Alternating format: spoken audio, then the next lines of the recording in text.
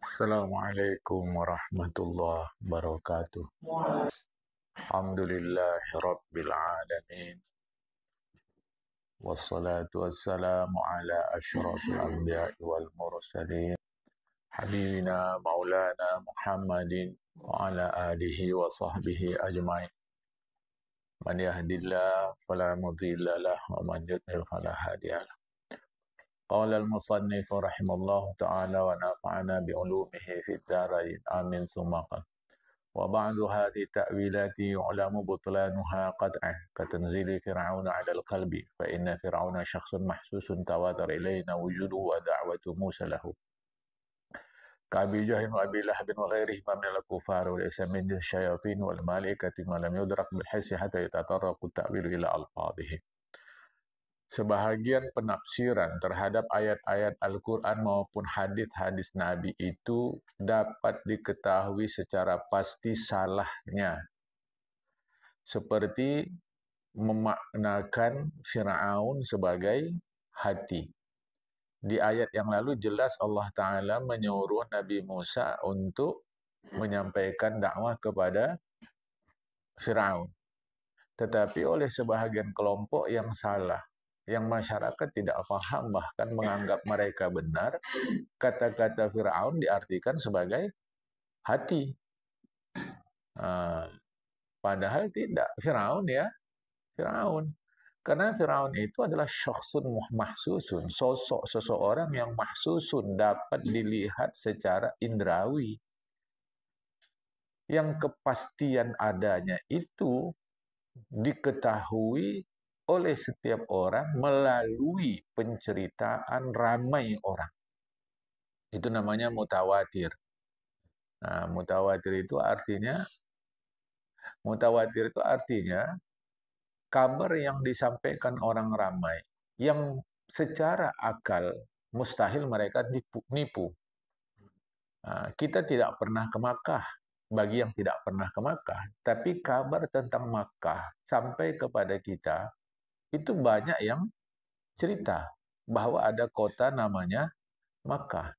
Bukan satu dua yang cerita, ramai. Yang menurut akal nggak mungkin semua orang ini nipu. Itulah namanya mutawatir. Nah, adanya Fir'aun itu sampai kepada kita itu secara mutawatir. Dan dakwah Nabi Musa kepada Fir'aun itu juga sampai kepada kita mutawatir. Itu namanya kabar mutawatir. Mau nggak percaya, tapi ramai orang yang bilang. Ramainya itulah disebut mutawatir.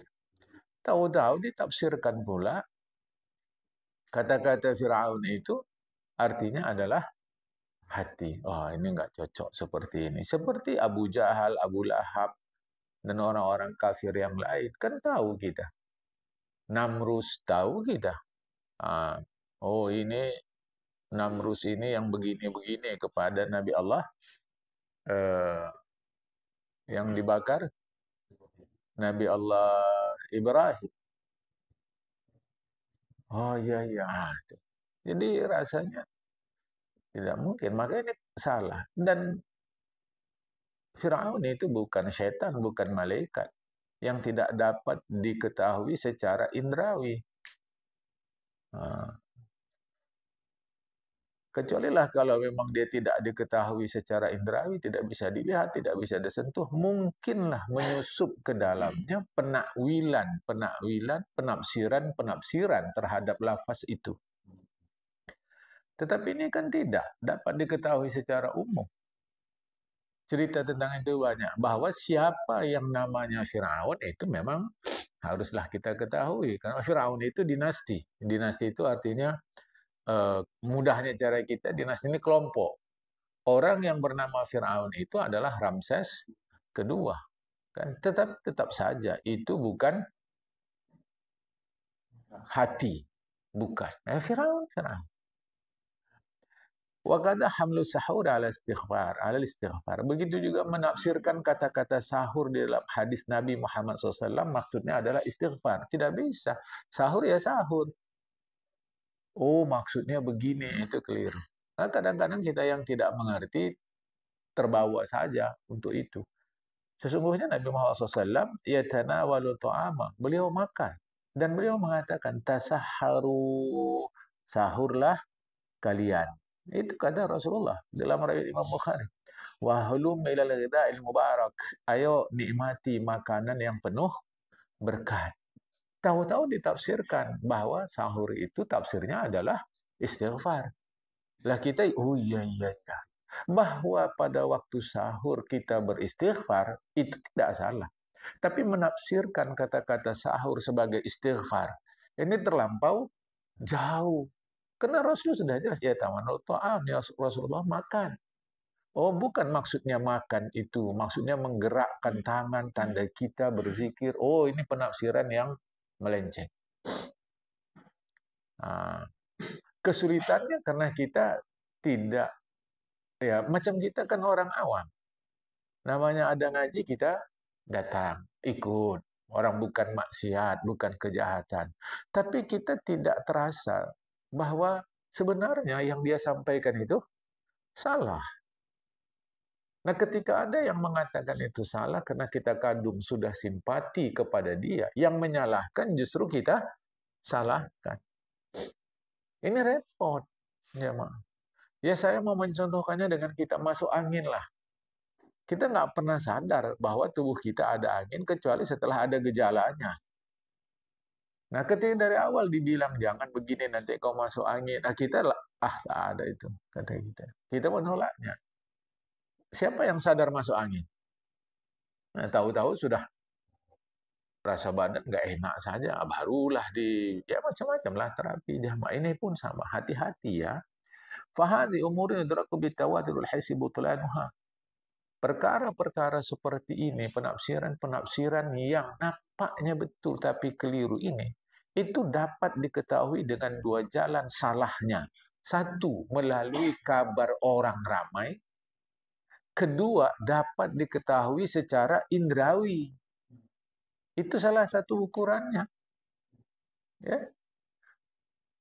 Tetapi, wa ba'duha yu'lamu bighalibi dhanni. Sebahagiannya pula bisa diketahui dengan ghalabatuz zan namanya. Ghalabatuz zan ini sudah mendekati yakin.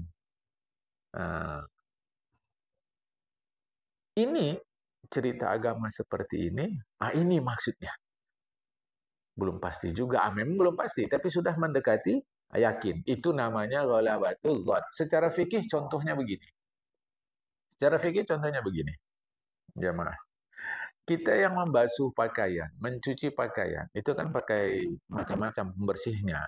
Ada sabun, ada deterjen. Kita basuh. Basuh. Untuk satu helai baju, kita basuh. Perhatikan air yang kita masukkan itu bening.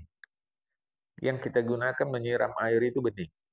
Perhatikan air yang keluar. Apakah sama bening dengan air yang kita gunakan untuk menyiram? Tidak. Oke. Sampai berapa banyak air ini baru disebut pakaian ini suci? Terus-terus siram, kesudahan air banyak, habis. Itu kadang-kadang orang ragu. Jadi pakaian ini sudah suci belum? Yang paling mudah memastikannya suci, dia dicuci di sungai yang mengalir. Biarkan tergerai begini. Suci itu. Apa mau sebanyak air sungai itu? Maka ketika menyiramnya kita itu, tak perlu sampai begitu habis banyak air. Karena ghalabatuz zon. Pakaian itu sudah suci. Kita mandi hadas besar. Wajib membasuh semua. Pasti yang belakang tersiram rata semua. Pasti, kata kita. Apa ukurannya? Untuk memastikannya kan tadi dua di sini. Kabar orang ramai atau secara indera. Nampak kita rupanya di belakang? Kan tidak. Ya kecuali seperti kita di tempat tukang pangkas, kacanya atau cerminnya banyak, nampak belakang. Kamar mandi kita kan tidak begitu. Lantas siapa yang memastikan ini rata sudah di belakang? Itulah namanya ghalabatul zon. Ghalabatuz zon. Di atas kuat sangka, hampir dekat yakin atau pasti. Itu namanya ghalabatuz zon, jamaah. Nah, jadi kita hal-hal seperti ini dapat diketahui dengan cerita orang ramai, kemudian dapat diketahui secara indrawi, dan sebahagiannya dapat diketahui secara ghalabatul zon. Bukan itu ya, namanya terjemahan ya, tidak ada masalah. Ghalabatul zon itu artinya adalah mendekati yakin. Nah, ya. Wadzalika fi umurin la yata'allaqu biha ihsas. Ya ghalabatul zon itu, ya. Indrawi itu, kabar orang ramai itu bisa menjadi jalan kita untuk mengetahui sesuatu. Wadzalika fi umurin la yata'allaqu bil ihsasi. Ghalabatul zon itu bisa juga digunakan terkait perkara-perkara yang tidak terkait dengan hal indrawi. Yang begitu mau bagaimana? Karena orang ramai sudah menyampaikan. Jamaah, ya. Tindakan yang dilakukan oleh orang-orang atau kelompok atau katakanlah pengajian-pengajian, itu kalau cara kita sekarang, yang salah-salah itu, yang menafsirkan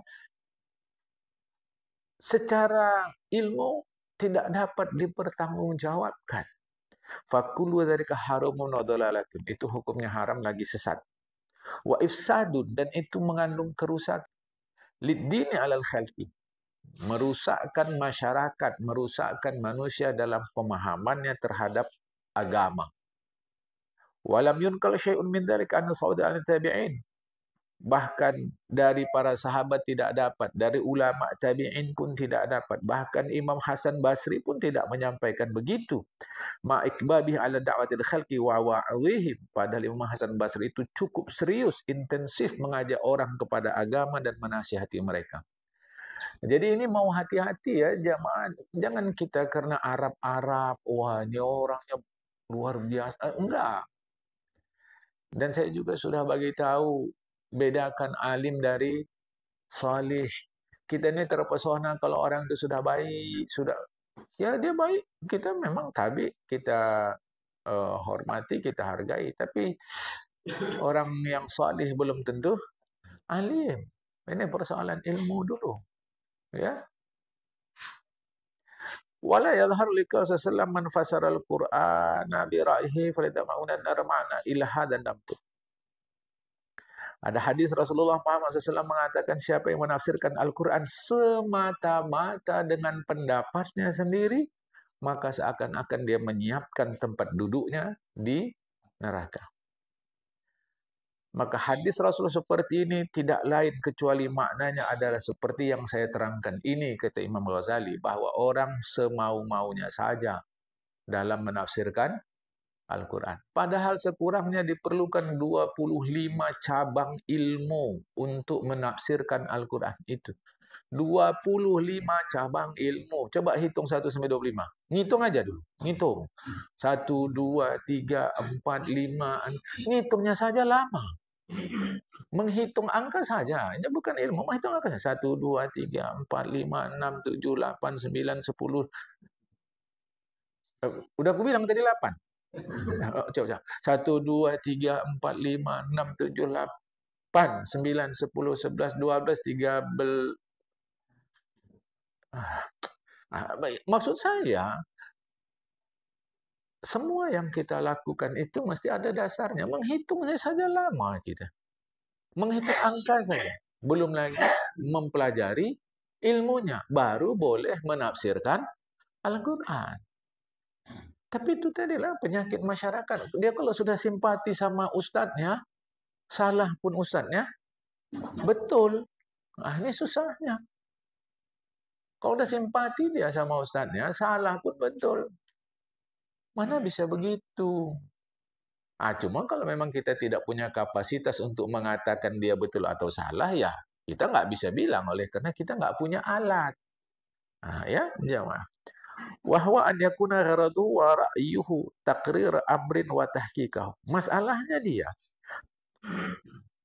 Masalahnya dia adalah pendapat dia itu digunakannya untuk memastikan sesuatu. Jadi kita boleh berpendapat, tetapi tidak bisa memastikan. Yang saya pahami adalah seperti ini. Gitu. Nah, maka Rasulullah larang, siapa yang menafsirkan Al-Quran dengan pendapatnya, berarti dia menyiap sediakan tempat duduknya di dalam neraka. Mengapa? Karena dia memastikan bahwa yang dimaksud Allah adalah seperti ini. Padahal yang tahu betul maksudnya adalah Allah Ta'ala. Bukan tidak boleh menggunakan pikiran memahami Al-Quran, bukan. Tapi masalahnya dia wa an yakuna gharaduhu wa ra'yuhu, tujuan dan pendapatnya itu adalah taqriru amrin wa tahqiqahu. Dia memastikan kebenarannya.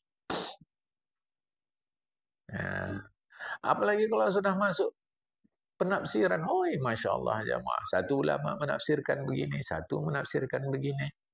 Jadi dengan dia memastikan pendapat dia tentang Al-Quran itu benar, berarti pikiran dia sama dengan ilmu Allah Ta'ala. Sedangkan Al-Quran itu yang mengetahui betul adalah Allah Ta'ala. Kapan pula Allah Ta'ala memberitahu sama dia? Nah, ini jamaah. Makanya kalau orang-orang alim itu, salah satu adab seorang alim itu, baca di dalam kitab-kitab tipis pun, dalam Syiar Sukin, di kitab kita ini pun sampai nanti ini jamaah. Adab yang belajar, adab orang yang mengajar. Satu di antaranya selalu di ujungnya ditulis wallahu a'lam. Apa arti wallahu a'lam? Hanya Allah yang mengetahui. Apalagi kalau sudah cerita fikih. Fikih ini, Masya Allah. Satu ulama bilang begini, satu bilang begini, satu bilang begini, satu bilang begini. Ketika seorang ulama mengatakan ini yang betul, maka kelirulah dia. Karena memastikan kebenarannya. Nah, itu kelirunya. Fayastajiru syahadat al-Quran ilaihi. Sehingga dia menggiring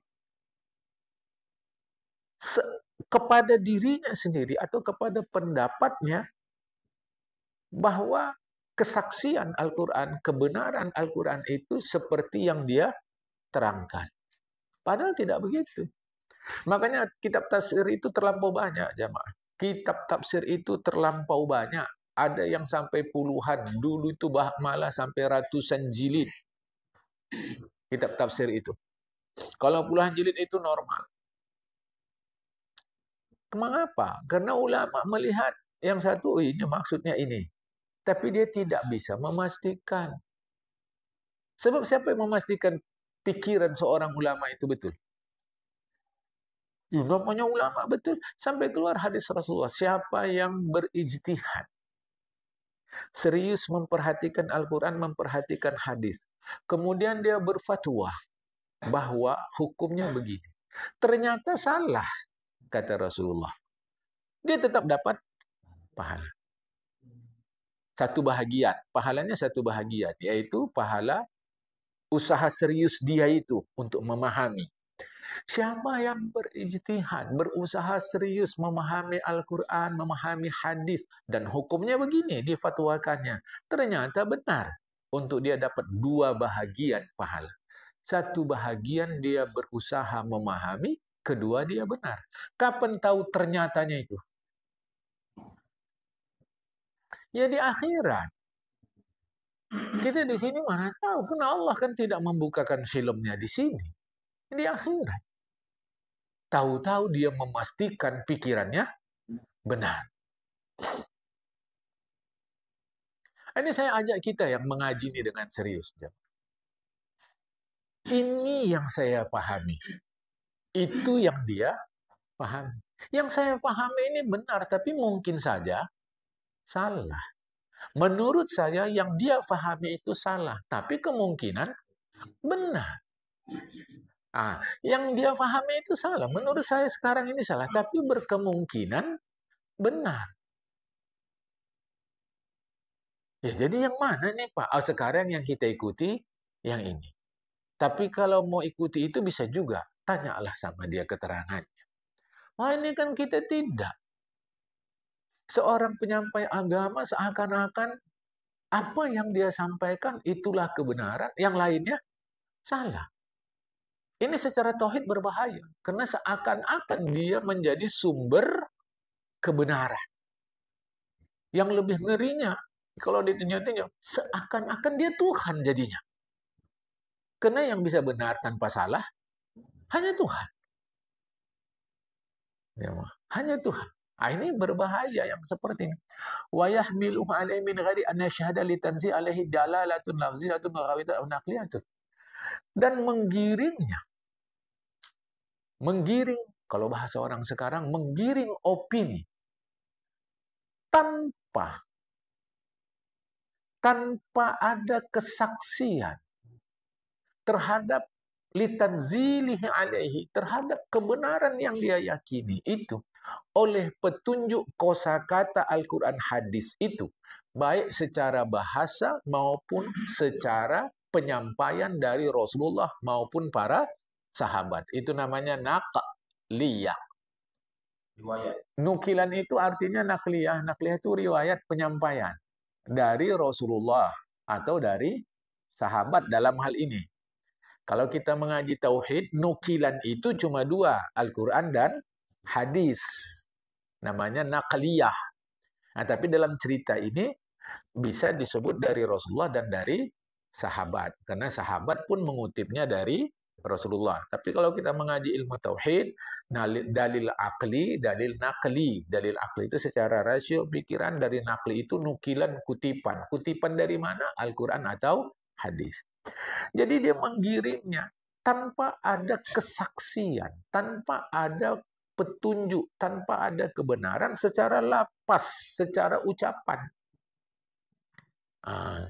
Jadi kalau kita tengok ayat Al-Qurannya, hadisnya, nggak ada yang dia maksudkan itu. Kalau kita tengok bahasa Arabnya nggak ada ke arah sana.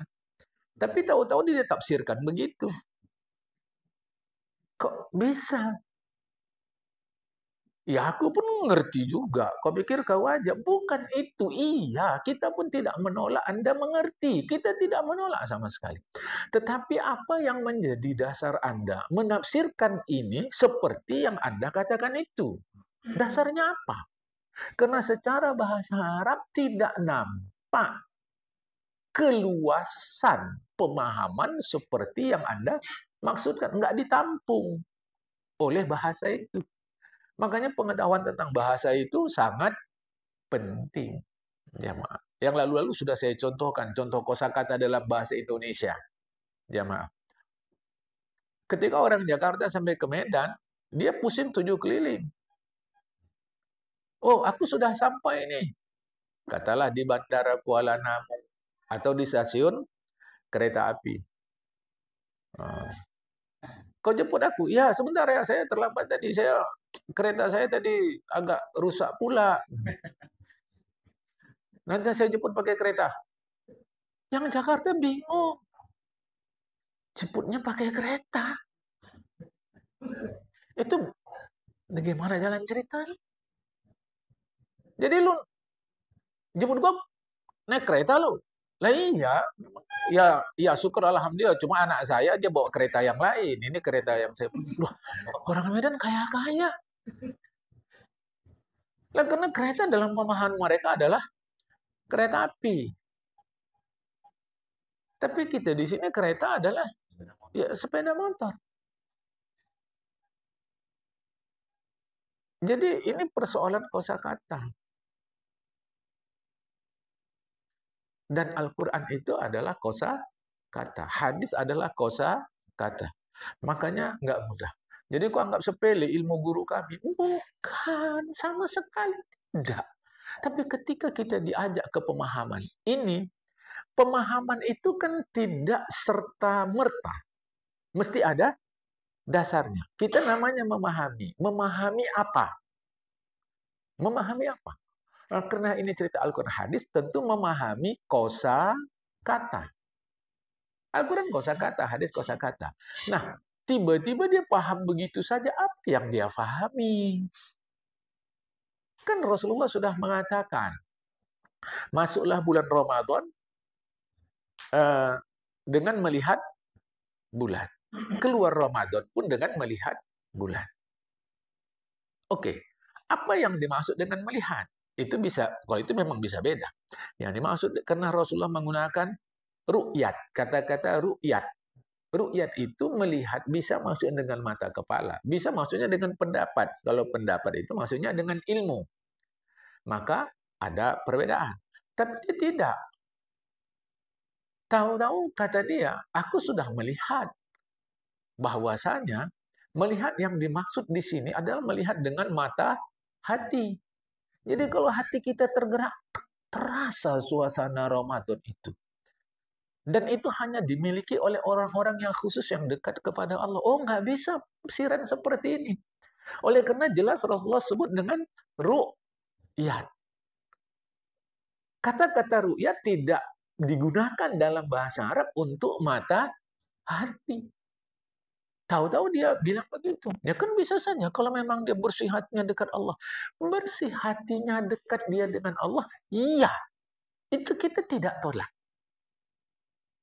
Itu hak Allah Ta'ala. Mau membersihkan dia, mau mendekatkan dia kepada Allah sendiri. Itu hak Allah dan pengalaman dia.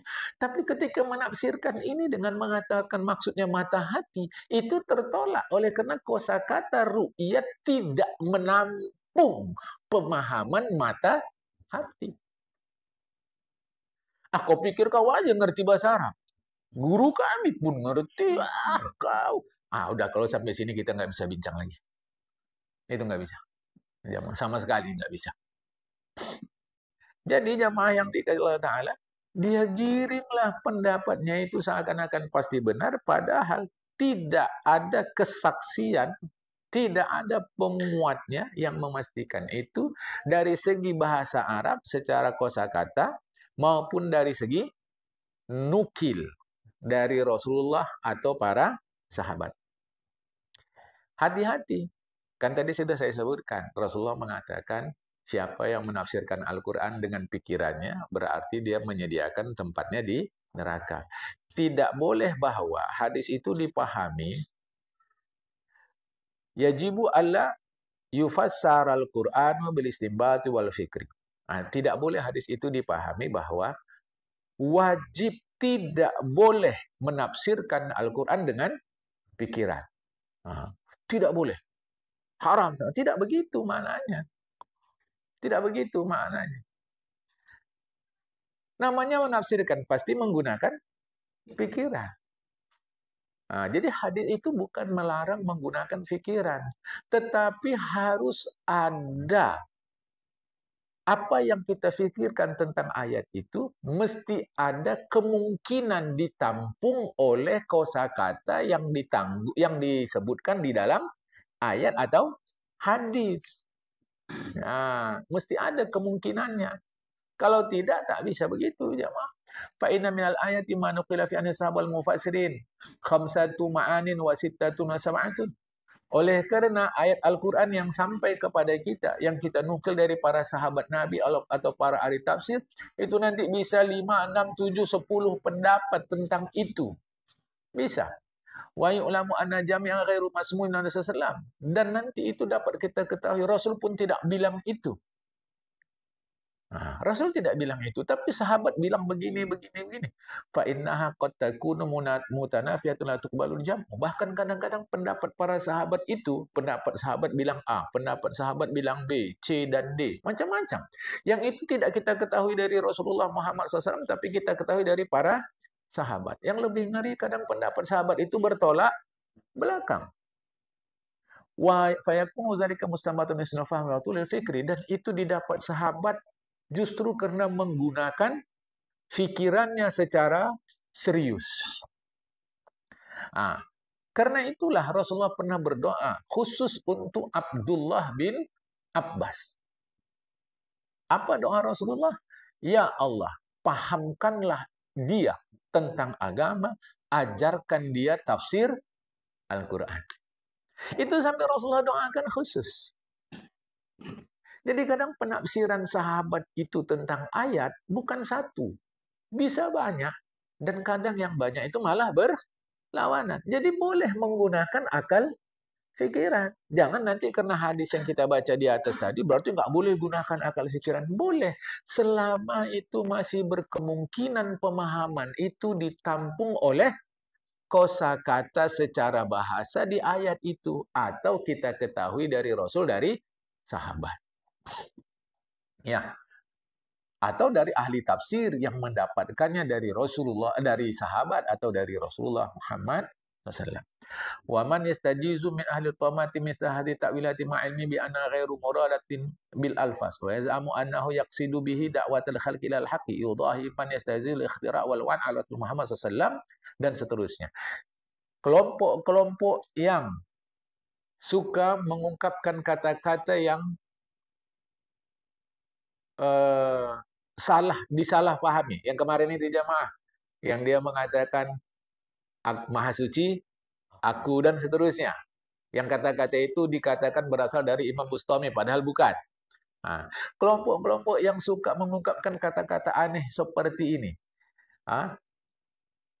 mereka membolehkan penafsiran Al-Quran seperti ini. Padahal itu tidak berasal dari Rasulullah, tidak berasal dari sahabat, dan kosakata secara bahasa Arab pun tidak menampungnya. Tapi sayang, dia memastikan bahwa maksud dia seperti ini adalah mengajak orang untuk menerima kebenaran agama. Orang-orang seperti ini secara tidak langsung samalah dengan orang-orang yang membuat tipuan-tipuan atas nama Rasulullah Muhammad Sallallahu Alaihi Wasallam. Itulah yang disebut hadis-hadis palsu. Ya, Mak. Nah, ini mau hati-hati. Banyak kadang-kadang pembuat hadis palsu itu ditanya, kenapa kau buat seperti ini? Supaya orang dekat ke agama, katanya. Padahal hadisnya nggak ada. Seperti ini kalau saya tanya kita, mana yang lebih baik? Imam sholat sudah nikah atau belum? Nah, di masyarakat yang udah nikah, apalagi ada hadisnya. Bahwasanya sholat orang yang sudah nikah 70 kali lebih baik dari sholat orang yang belum nikah. Apalagi kalau dia jadi imam. Padahal hadis itu dhaif jiddan. Sangat lemah. Statusnya hadis mungkar. Status hadisnya mungkar. Bahkan satu ahli hadis mengatakan hadis ini maudhu, hadis palsu.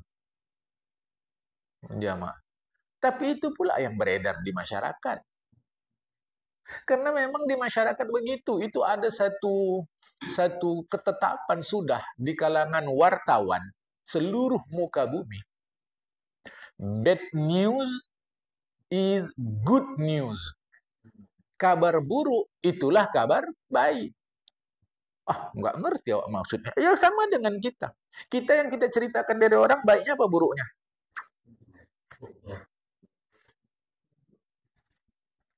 Buruknya kan?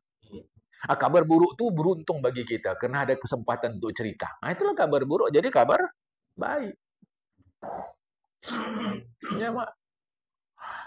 Aku salut kali lah nengok dia. Baik kali orangnya. Suka nolong orang. Kira-kira cerita ini tersebar nggak? Enggak. Kebaikannya itu ngendap. Rupanya berantem dia sama mamanya. Awak pikir baik kali orang. Sakit kali hati mamanya. Ini ceritanya tersebar nggak nih? Sampai ke Banda Aceh nih. Sampai ke Sabang. Sampai ke Merauke. Yang tidur pun terbangun dengarnya. Ya, Ma. Itulah bad news is good news. Hadis tadi itu sekurang-kurangnya mungkar. Mungkar itu masuk dalam kelompok dhaif jiddan. Sangat lemah hadis mungkar. Sekurang-kurangnya itu. Sekurang-kurang tak baiknya. Setinggi-tinggi tak baiknya hadis itu adalah palsu. Tapi itu pula yang beredar di masyarakat. Kalau ditinjau-tinjau, mengapa itu yang beredar? Karena memang masyarakatnya buruk. Coba sampaikan kabar buruk ini kepada ulama. Tersebar nggak tuh? Ya. Tuan, rupanya si Fulan nampak kita solih. Penipu dia rupanya. Ini kita ceritakan sama seorang ulama. Kira-kira ulama ini neruskan nggak ceritanya? Tidak. Tidak. Itu karena masyarakatnya tidak dibimbing oleh ilmu, tapi dibimbing oleh prasangka-prasangka. Jadi di tengah masyarakat yang buruk, kabar baik pun bisa berubah jadi buruk. Tapi kalau masyarakat dibimbing oleh ilmu, ngendap itu berita, tak akan kemana-mana. Tak akan kemana-mana. Jamaah. Jadi kita pun bisa mengukur kita. Makanya ini palsu, nggak bisa diterima. Jamaah. Ya. Jadi siapa yang membolehkan penafsiran seperti itu padahal tidak ada dasarnya secara bahasa. Tidak ditampung dia secara bahasa. Tidak dinukil dari Rasulullah, dari sahabat. Itu seperti atau sama dengan, atau dia samalah dengan orang yang membolehkan membuat atau mengada-ngadakan kepalsuan atas nama Rasulullah Muhammad SAW. Lima huwa fi nafsi hakun walakinahu lam yantiq bihi syar'an. Walaupun kalau ditinjau-tinjau itu benar, tapi agama tidak ada membilangnya. Macam yang saya contohkan tadi. Ru'yat itu. Tahu-tahu ditafsirkannya dengan mata hati. Salahkah mata hati? Tidak. Salahkah dia disebut orang yang dekat kepada Allah? Tidak. Sama sekali tidak. Tetapi ketika menafsirkannya seperti itu, itulah yang salah. Apalagi dia bilang ini berasal dari Rasulullah. Oh, ini makin salah. Andai pun tidak dia bilang dari Rasulullah, ini samalah dengan orang-orang yang membuat kepalsuan atas nama Rasulullah.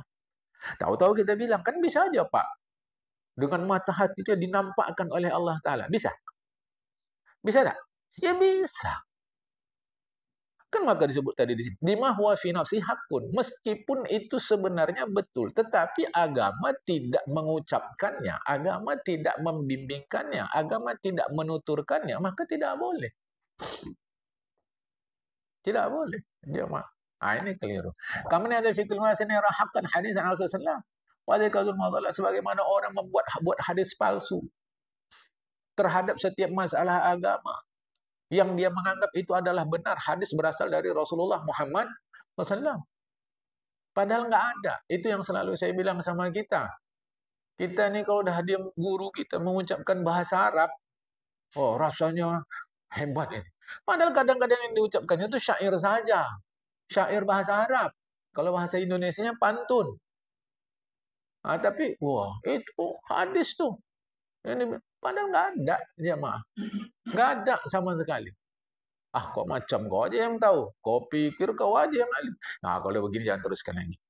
Tak bisa. Karena kita berbincang mesti atas dasar ilmu. Atas dasar ilmu. Wa dukhulun fil wa'idil mafhum sallam. Maka berarti orang ini masuklah di dalam hadis Nabi Muhammad sallallahu alaihi wasallam, man kadzaba alayya muta'ammidan fa maqdahnar. Siapa yang berdusta secara sengaja atas nama aku, berarti dia menyiapkan tempat duduknya di neraka. Itu jelas itu. Maka kalau Rasul nggak bilang, jangan dibilang. Surga di bawah telapak kaki ibu. Nggak ada hadisnya. Nggak ada hadisnya. Diteliti oleh ahli hadis itu hadis palsu. Jadi nggak betul kita menghormati orang tua itu. Iya, awak bukan bilang itu. Awak bilang hadis al-jannatu tahta aqdamil ummahat itu nggak ada. Guru kau durhaka dia sama ayah mak dia itu. Awak bilang surga di bawah telapak kaki ibu, nggak ada hadisnya. Berarti kan kita nggak boleh hormat sama orang tua. Yang bilang gitu siapa? Tapi masyarakat senang pula kalau dibilang gitu. Cinta tanah air sebahagian dari iman. Hubbul watan minal iman. Sampai ada Rasulullah menjelaskan begitu. Apa buktinya? Waktu Rasulullah pindah ke Madinah, asik nengok Mekah saja, asik nengok Mekah aja beliau. Sampai mukanya dihadapkan ke langit agar Allah menurunkan ayat ke Mekah, ke Mekah. Itulah menunjukkan hubbul watan minal iman. Cinta tanah air sebahagian dari iman. Padahal nggak ada hadisnya. Hubbul watan minal iman itu bukan hadis.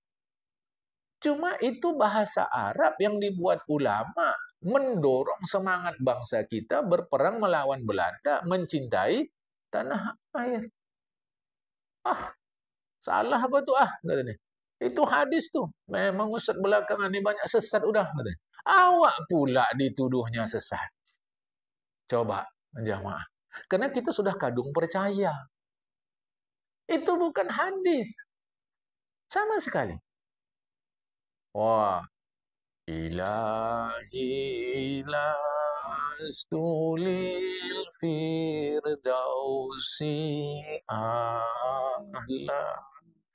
Begitulah Rasulullah mengajarkan kita, kata gurunya. Sejuk hati awak kalau dengar ustaz tu ceramah. Oh, cerah kali rasa hati awak. Kita ini sebetulnya tidak layak juga masuk ke dalam firdausnya Allah. Rasulullah bilang begitu. Padahal itu syair. Itu syair yang dibuat oleh ulama Abu Nuwas. Tapi di kita jadi hadis. Yang ahli hadis sendiri nggak tahu. Kok kami ahli hadis nggak tahu, tapi di Indonesia ada hadisnya. Awak terangkan begini, awak pula disesatkan. Awak pula disalahkan. Kau anak kemarin kau baru jadi ustaz. Kami udah lama ngaji tentang ini. Kau memang lo usahkan ngaji sama dia. Sesat tuh. Iya sudah, begitu pula. Coba jemaah. Inilah kenyataan kita ini. Ini memang kalau tadi disebutkan. Bali syarru fi ta'il hadil al-fad athab wa awam. Bahkan kejahatan, keburuan, penafsiran seperti ini lebih hebat lagi dari itu. Bukan sekedar dia menyiapkan tempat duduknya di dalam neraka. Li'anha mubtilatul istiqatu bil alfaz. Karena dia berarti menggugurkan kepercayaan orang kepada kosa kata yang terkandung di dalam Al-Quran atau hadis itu. Wa qati'atun tariqal istifad wal Al-Quran bil kulliyah. Dan dia menghalangi orang untuk menempuh jalan, memahami dan mengambil ilmu dari Al-Quran sama sekali. Jamaah. Ini harap diperhatikan. Cuma kan masalahnya kekurangan kita, memang kita kan tidak mengaji bahasa Arab. Maka ini tanggung jawab orang-orang yang sekolah Arab. Hanya yang mau saya sampaikan kepada kita, silahkan simpati kepada orang-orang baik, tapi kiranya simpati itu tidak membutakan pikiran kita. Tidak membutakan jamaah, ya. Maka arafta kaifa sarafa syaitan, kaifa sarafa syaitan da'ayal khalqi 'ala ulum mahmud al-madmumah. Sampai sini kata Imam Al-Ghazali. Engkau telah punya pengetahuan macam mana cara syaitan memalingkan niat baik manusia dari ilmu yang terpuji kepada ilmu yang tercela. Kita udah bincang 4 ini. Tauhid sudah, ilmu sudah, fikih sudah. Ya, ini sudah kita bincang. Bukan. Satu lagi itu zikir dan tazkir. Ingat dan peringatan. Udah 4 kita bincang. Jamaah. Ya, ini kita bincang ilmu betul nih. Bukan ceramah secara umum saja. Ceramah umum baik, tak ada masalah. Itu pun dakwah ke agama baik. Tapi kita udah masuk ke khusus ini, jamaah. Ilmu, tauhid, fikih, zikir dan tazkir. Ya. Wa kullu dzalika bi ulama isubi tabdil asami. Perhatikan. Itu jadi syaitan punya kerja untuk memalingkan orang dari ilmu terpuji kepada ilmu tercela. Itu dengan cara apa? Dikabuskan oleh syaitan ulama su. Melalui ulama su, dikabuskan. Kabus itu bahasa Melayu, kalau bahasa kita diburakkan. pemahaman kita terhadap itu melalui ulama su' dengan mengubah nama-nama tadi. Fa in ittaba'ta i'timada 'ala ismil masyhur min ghairi iltifat ila ma'ruf fil 'asr awal kunta kaman talaba syaraf al hikmati bi ittiba'i man yusamma hakiman. Jika kau mengikuti penjelasan ulama su' ini karena mengikut atau berpegang kepada nama-nama yang sudah termasyhur beredar di masyarakat tanpa memperhatikan yang dikenal oleh ulama-ulama yang benar, ulama akhirat pada awal-awal masa Islam dulu, berarti kau sedang mencari kemuliaan menggunakan hikmah hanya dengan mengikut orang-orang yang disebut hakim. Jadi kalau kita mengikut istilah-istilah ilmu ini, tanpa kita tahu penggunaannya di masa awal Islam dulu, padahal penggunaan sekarang sudah mengalami perubahan, tapi kita nggak tahu. Itu sama artinya ketika kita mencari hikmah. Kalau bahasa Indonesianya hikmah ini katalah pelajaran. Mencari pelajaran, tetapi yang kita ikuti hanya sebatas orang yang disebut hakim, bijak. Padahal belum tentu yang dia sampaikan itu benar. Masih ingat cakap saya, berburu ke padang datar, dapat rusa belang kaki, berguru kepala ajar, bagai bunga kembang tak jadi. Itu seperti yang terjadi pada kita sekarang. Apa yang terjadi pada kita sekarang? Dengan segala hormat saya,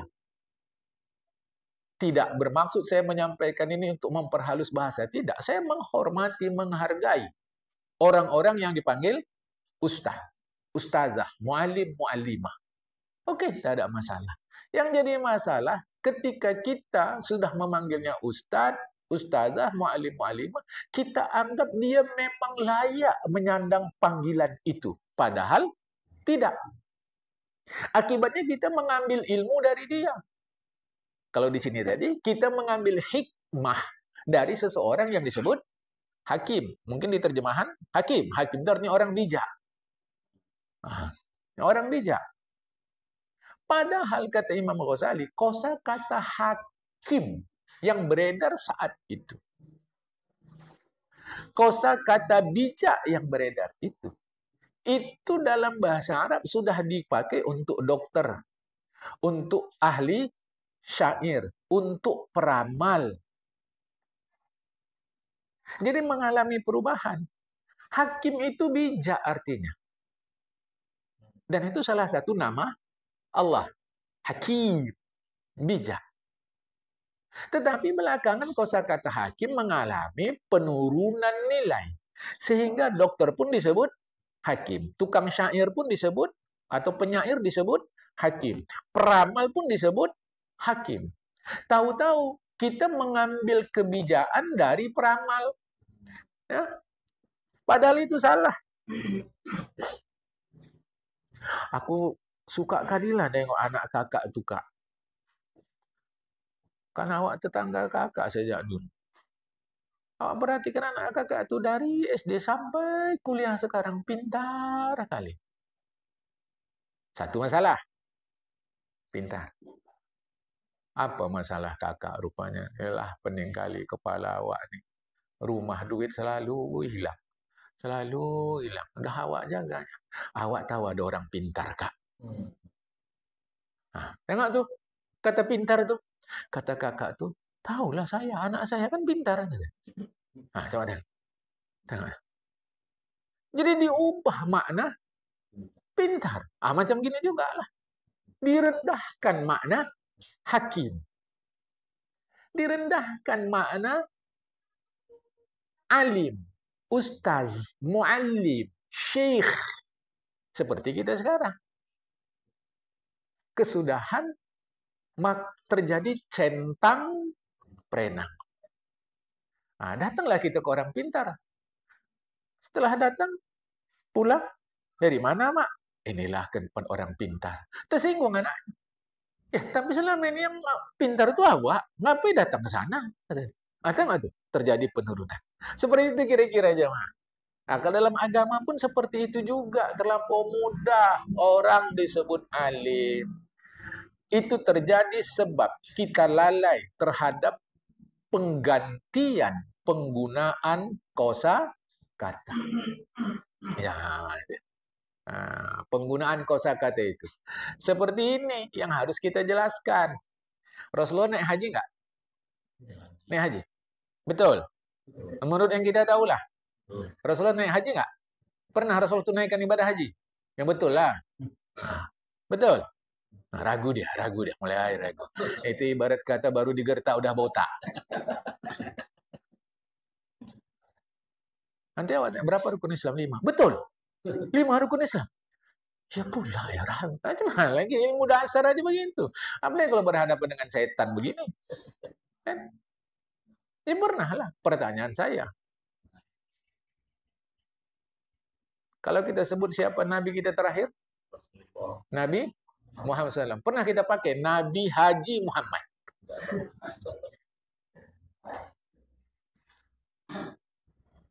Pernah. Tapi ngapa heboh kali kita pakai gelar haji ini? Sampai tak mau datang di undangan.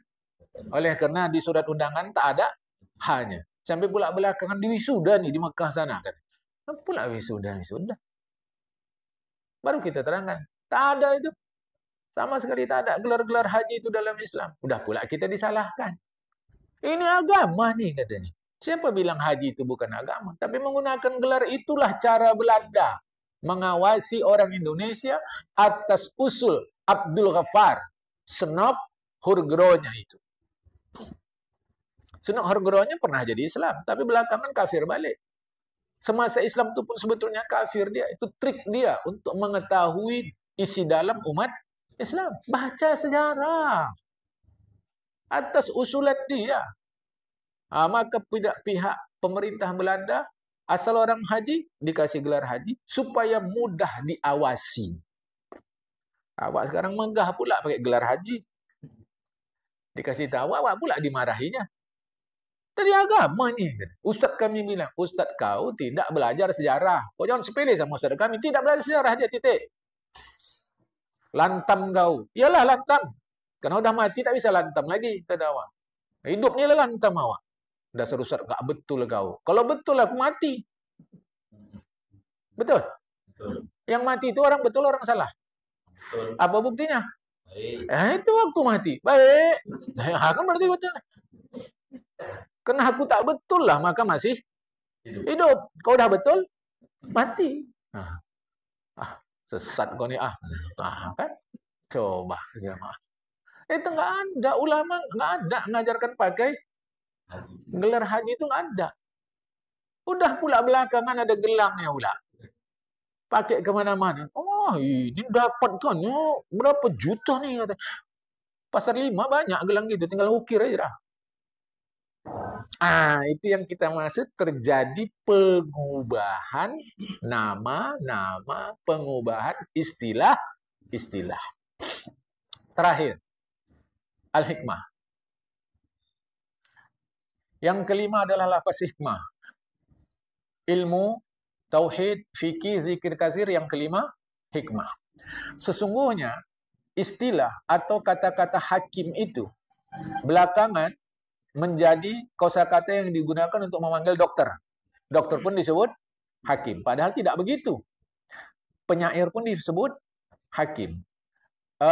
Tukang ramal pun disebut hakim. Bahkan digunakan kata-kata hakim itu untuk penjudi di jalan.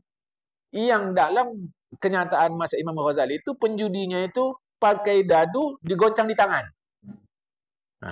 Nomor berapa keluar? Kau pasang berapa kau? Kau berapa? Kau berapa? Ada juga nggak tempat kita dulu? Mirip-mirip ini ada tak? Ada. Pasang angka sekian. Kecil. Ternyata tidak. Uang pun habis, utang dulu. Utang tak ada bayar, rumah tergadai. Barulah dibilangnya takdir. Sampai tukang judi tepi jalan pun disebut hakim. Kan sudah mengalami penurunan. Sedangkan hikmah itulah yang disebut di dalam Al-Quran. Di dalam Al-Baqarah surat 2 ayat 69 itu disebutkan, Bismillahirrahmanirrahim, wa may yu'tal hikmata faqad utiya khairan katsira. Siapa yang Allah beri hikmah, berarti dia sudah diberikan sesuatu kebaikan yang sangat banyak. Artinya hikmah ini berasal dari Allah Ta'ala. Orangnya disebut hakim. Tahu-tahu kita bilang pula, ini hikmah, ini hikmah, ini hikmah, ini hakim. Oh, dokter adalah hakim, syair adalah, penyair adalah hakim, dan seterusnya. Keliru.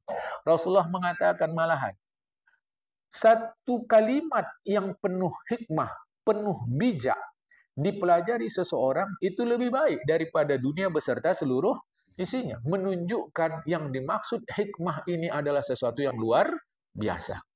Nah, ketika kata-kata hikmah seperti 269 tadi itu, Al-Baqarah itu ada kata-kata hikmah, barulah ahli tafsir berbeda. Apa yang dimaksud dengan hikmah? Terlampau banyak arti hikmah yang ada di dalam Al-Quran. Satu di antaranya adalah hadis Rasulullah Muhammad SAW. Garis miring sunnah. Satu di antaranya. Fandur maladikan hikmat ibaratan anhu. Wa ilama dan nukilah. Perhatikan ungkapan hikmah itu. Apa yang telah terjadi sekarang berupa pergeseran arti hikmah. Karena itu, kiaskanlah seluruh ungkapan itu. Jagalah diri kita dari tipu daya. Sebab pengaburan, sebab bahasa kasarnya penipuan yang dilakukan oleh ulama su. Karena kejahatan mereka justru di dalam masalah agama lebih ngeri dari kejahatan setan. Ulama su lebih jahat dari setan. Mengapa? Karena setan jelas nampak, ini musuh. Kalau ulama su tak sadar kita dia musuh. Tak sadar kita dia merusak. Padahal kita sudah dirusak oleh dia. Jamaah, seperti orang munafik dengan orang kafir. Mana yang lebih ngeri? Munafik. Karena kalau kafir jelas. Itu kafir, kita mukmin. Perang. Selesai. Mana lebih berbahaya? Musuh atau pengkhianat? Pengkhianat. Pengkhianat kafir, pengkhianat munafik, ulama su. Ini manusia-manusia yang berbahaya. Maka hukum pengkhianat tembak di tempat. Itu nggak ada pengadilannya. Nonton film sejarah Indonesia. Film-film Indonesia masa dulu. Nonton jamaah. Pengkhianat ini tembak di tempat. Tak. Selesai. Bis. Jamaah.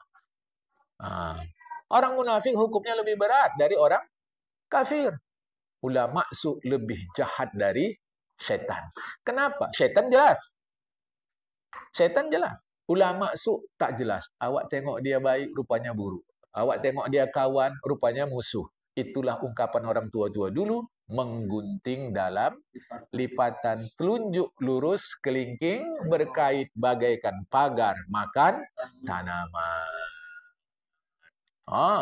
Itu syaitan bisutimnya tadarra'u ila intiza'idin min qulubil khalqi. Karena syaitan dengan perantaraan ulama su itu, mereka melakukan tuduhan untuk mencabut agama dari hati manusia. Jadi syaitan nggak langsung, dia gunakan ulama su. Karena itulah ketika Rasulullah Muhammad SAW ditanya, siapa manusia yang terburuk? Mungkin di situ diterjemahkan yang jahat. Rasulullah tak mau. Jawabnya Rasulullah tidak mau. Hanya Rasulullah langsung berdoa. Allahumma ghufran, Allahumma ghufran, Allahumma ghufran. Ya Allah ampuni, ya Allah ampuni. Sahabat ditanya Rasulullah, ya Allah ampuni, ya Allah ampuni. Akhirnya Rasulullah jawab, manusia yang paling jahat adalah ulama su. Yang lalu kita sudah cerita, ada ulama dunia, ada ulama su. Ulama dunia tidak sama dengan ulama su. Hati-hati itu. Ya. Karena di masyarakat tersebar asal ulama dunia su. Padahal ya ulama itu di dunia menjelaskan keperluan kita terhadap hukum Allah dalam kehidupan dunia. Ya. Sudah. Bentar ya. Maka kata Imam Ghazali, sekarang taulah kau apa ilmu terpuji, apa ilmu tercela. Dan taulah kau sebabnya mengapa terjadi pengaburan itu. Maka kepadamu sekarang pilihlah. Perhatikan dirimu. Ikutilah ulama-ulama dulu. Atau kau mau tergantung, terpesona dengan tali tipuan? Atau kau mau tergantung atau terpesona dengan tali tipuan dan engkau tersamar karena mengikut ulama belakangan? Fakulu martada salam min alunya kadindarosa. Perhatikan kata Imam Ghazali. Ini hati-hati. Karena hampir semua ilmu yang dibenarkan oleh ulama-ulama salaf itu kadindarosa. Hampir semua sudah terhapus. Hilang sudah. Apa yang ditekuni kebanyakan sekarang ini adalah bid'ah. Tengok Imam Ghazali. Hampir semua. Wa ma akabban nasu. Apa saja yang sekarang diseriusi oleh umat Islam itu fa'aksaruhu. Kebanyakannya adalah bid'ah yang ulama tidak ajarkan. Betullah kata Rasulullah, kata Imam Ghazali, Islam itu mula muncul dipandang asing, dia akan kembali dipandang asing. Bukankah sekarang kalau orang mengikut Islam dipandang aneh? Orang sekarang lebih menghargai orang punya duit banyak tapi dari hasil sogok, atau nggak punya duit banyak tapi hasil jujur? Mana yang dihargai orang sekarang? Banyak. Kau udah tamat kau kuliah, udah kerja belum, Pak? Itulah kau. Kau belum kerja kau. Itu kemanaan saya sana udah kerja aja, pegawai negeri. Nyogok. Iya, udah nggak malu orang sekarang. Nggak malu. Sampai ada kalimat jujur-jujur, kebujur. Tengok orang sekarang nih. Maka kata Rasulullah, Islam itu munculnya mulanya dipandang asing, akan kembali asing. Yang sedap ujung hadis Rasulullah. Fatuba lil ghuraba. Berbahagialah orang-orang yang dipandang asing, aneh, ganjil itu. Dengan syarat mengikut apa yang diajarkan oleh agama. Kalau Rasulullah sudah bilang bahagia, masihkah kita mau lagi mengikut yang lain-lain? Pulang pada kita. Kalau Rasulullah bilang ini sudah, ditanya orang, siapakah itu ya Rasulullah yang disebut orang-orang yang aneh asing itu? Itulah orang yang tetap melakukan perbaikan terhadap sunnahku yang sudah dirusak oleh manusia. Apa di antara sunnah yang dirusak manusia? Rasulullah mengajarkan penyuap yang disuap masuk neraka. Dia tetap mengajarkan kepada istrinya, kepada suaminya, kepada ayah maknya, kepada anak-anaknya, jangan suap menyuap. Tapi orang bilang, aneh kok. Aneh kok. Dia tetap aneh. Bahagialah orang seperti ini. Yang dia menghidupkan sunnahku yang sudah dimatikan oleh manusia. Di dalam hadis yang lain, siapakah yang disebut orang aneh itu? Itulah orang-orang mutamassikuna bima antum alaihi yauma. Karena sahabat nanya, ya Rasulullah siapa orang aneh itu? Itulah orang yang mereka tetap memegang yang kalian pegang sekarang, kata Rasulullah. Apa yang kalian pegang sekarang ajaranku, itu yang mereka pegang nanti. Tapi kalau sampaikan begini orang bilang, sekarang nih nggak bisa gitu. Kalau nanti kita ekstrim kali, payah. Ekstrim katanya. Awak cari apa ekstrim nih? Awak tahu es campur, es doger, es cendol, ekstrim nih apa? Ekstrim nih. Rupanya tak pandai dia bilang ekstrim. Dia bilangnya ekstrim.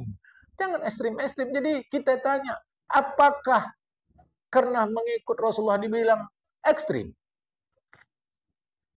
Dalam hadis lain, orang-orang asing yang dipandang asing itu, kata Rasulullah, adalah sedikit jumlahnya. Apa kerja mereka? Menyampaikan kebaikan untuk perbaikan di antara manusia.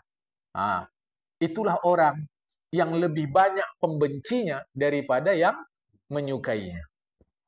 Sampai akhirnya, qad sarat tilkal ulum gharibah. Ilmu yang benar itu sudah dipandang asing.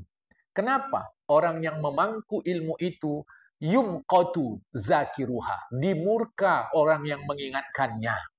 Karena itulah Syekh Sufyan Tsauri mengatakan, awas, apabila kau tengok ada orang alim, banyak kali kawannya, fa'lam. Apa terjemahannya? Tunggu sebelum itu. Bahwa setelah kawannya, ketahuilah. Ketahuilah, tengok ya. Kata Syekh Sufyan Tsauri, apabila kau tengok ada orang alim banyak kali kawannya, ketahuilah. Itu terjemahan literally.